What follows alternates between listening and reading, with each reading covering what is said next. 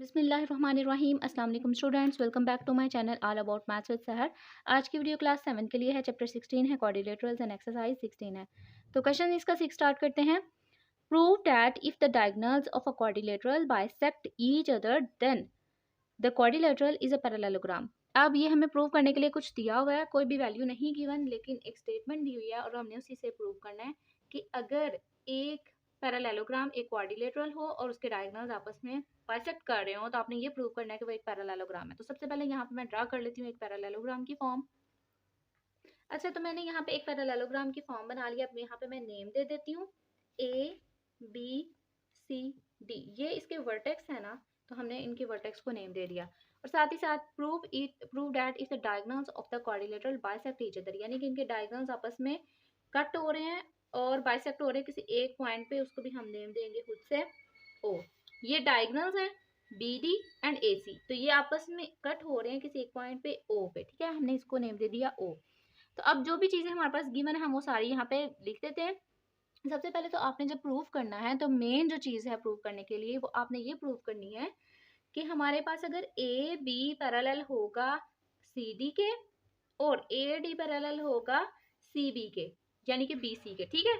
अगर ये चारों चीजें हम प्रूव कर देते हैं तो इसका मतलब है ये जो हमारे क्वाड्रिलेटरल है वो हमारे पास एक पैरेललोग्राम होगा, ठीक है। तो सबसे पहले आपने यहाँ पे सपोज कर देना है, suppose A B C D, ठीक है ना, A B C D is a quadrilateral in which, अच्छा ये एक हमने सपोज कर दिया और साथ ही साथ हमने इनके डायगोनल्स को भी रिप्रेजेंट कर देना है। In which A C and B D, ठीक है, A C and B D bisect each other at point O, ठीक है। ओ पॉइंट पे क्या कर रहा है, ये बाइसेक्ट कर रहा है। तो मैं यहाँ पे ना सारी चीजों को हाईलाइट कर देती हूँ। तो मैंने यहाँ पे सारी चीजों को हाईलाइट कर दिया है टू प्रूव। बेसिकली हमें प्रूव यही करना है ना कि ए बी सी डी जो एक हमने कंसीडर की है एक क्वाड्रिलेटरल, वो एक पैरेललोग्राम है। तो यहाँ पे लिखेंगे A B C D is a parallelogram. ये मैं थोड़ा सा ऊपर करके दिखाती हूँ। ये क्या है हमारे पास, हमें प्रूव करना है A B C D is a parallelogram. जैसे हमें पता है कि ए सी और बी डी आपस में कट कर रहे हैं किसी एक पॉइंट पे ओ पे, तो इसी तरीके से जो ए ओ है वो किसके इक्वल होगा, ओ सी के, और बी ओ किसके इक्वल होगा, ओ डी के। तो हम ये चीज यहाँ पे लिख देते हैं एज ए सी एंड, इसको भी मैं हाईलाइट कर देती हूँ, ए बी सी डी जो है वो प्रूव करना है ना हमने कि वो पैरेललोग्राम है। A C and B D bisect each other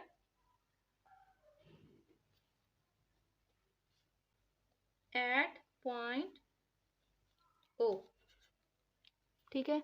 जब ये चीज हमारे पास आ जाती है तो हमें पता है कि जो ए ओ है वो किसके इक्वल है, ओ सी के, एंड बी ओ किसके इक्वल है, ओ डी के, ठीक है। तो हम इस सारे को इक्वेशन 1 दे देंगे क्योंकि हम इसको फर्दर यूज करेंगे। अब इतना हमने काम कर लिया, अब हम ना यहाँ पे ट्राइंगल कंसीडर करेंगे, ठीक है। ट्रायंगल कैसे कंसीडर करनी है, हमें पता है कि ये जो लाइन है ये इसके इक्वल है, ये लाइन इसके इक्वल। अब ये भी हमने यहाँ पे लिख भी दिया कि जो ए ओ है वो किसके इक्वल है, ओ सी के इक्वल, एंड बी ओ किसके इक्वल है, ओ डी के इक्वल। ये वन लाइन इस वन लाइन के कनग्रेंट है, ये टू जो लाइन है वो रिप्रेजेंट करिए कि ये लाइन इसके लाइन के कनग्रेंट यानी कि इक्वल है, ठीक है। तो अब हमने क्या करना है, अब हम इन ट्रायंगल्स को कंसिडर कर लेते हैं। सबसे पहले आपने ट्रायंगल को कंसिडर करना है, ये ए ओ बी, ये वाली और ये वाली, ठीक है। तो यहाँ पे मैं लिख भी देती हूँ, in triangle A O B और इसी के ऑपोजिट जो हमारी होगी ट्रायंगल सी ओ डी, ठीक है, सी ओ डी, इनको कंसिडर करना है और इन पे हम काम करेंगे। अच्छा, यहाँ पे जो काम हमारा होता है वो ये चार ट्रायंगल पे होता है, लेकिन जब हम इनको कर लेते हैं तो हम सिमिलरिटी करके इन दोनों को भी साथ ही प्रूव कर देते हैं। तो हमने अभी सिर्फ दो ली और दो के अकॉर्डिंग ही हमने इनको प्रूव कर लेना, ठीक है।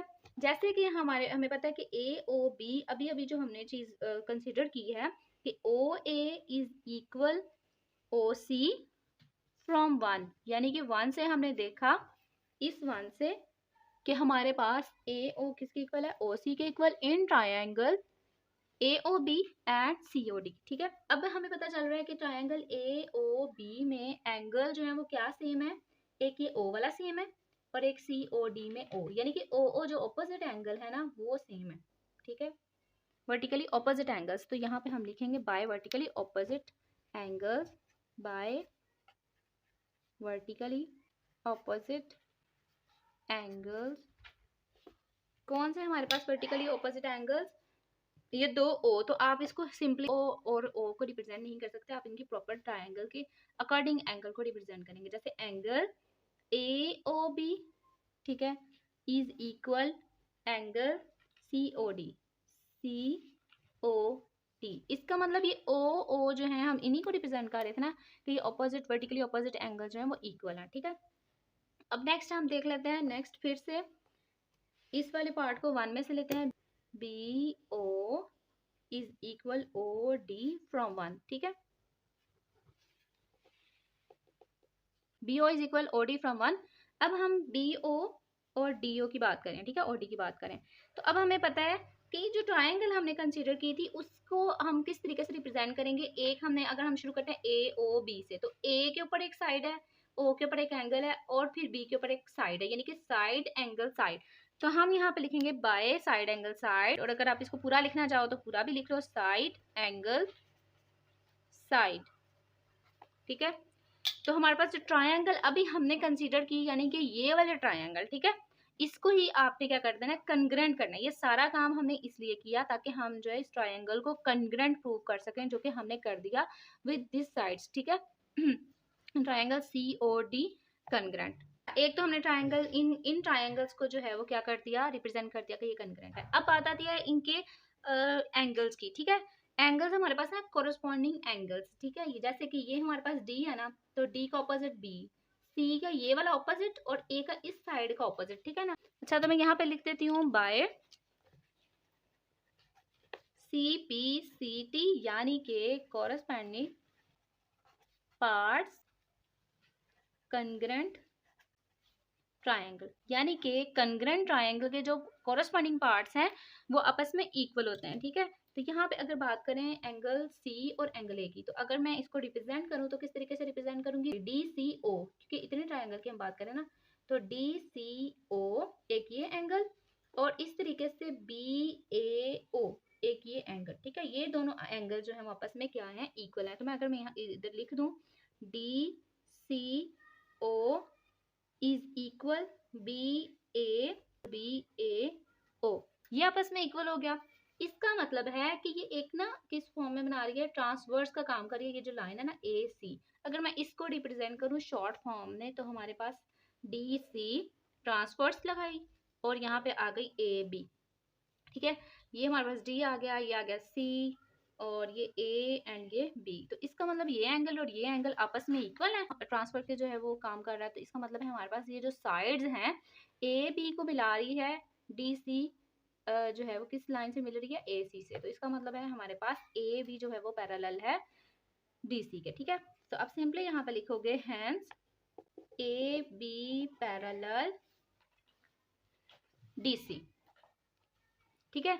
ए बी जब हमारे पास पैरेलल हो गया DC, तो इसका मतलब है कि जो ऑपोजिट होगा, हमारे पास ए बी पैरेलल हो गया DC के, तो इसी तरीके से AD पैरेलल होगा DC के। सिमिलरली आपने अब जो दूसरा काम करना है ना, वो मैं आपको बता देती हूँ आपने किस तरीके से करना है। सिमिलरली यहाँ तक तो हमने प्रूव कर लिया कि ये जो दो ट्राइंगल्स थी ये हमारे पास प्रूव होके इनके ऑपोजिट साइड्स पैरेलल हो गई।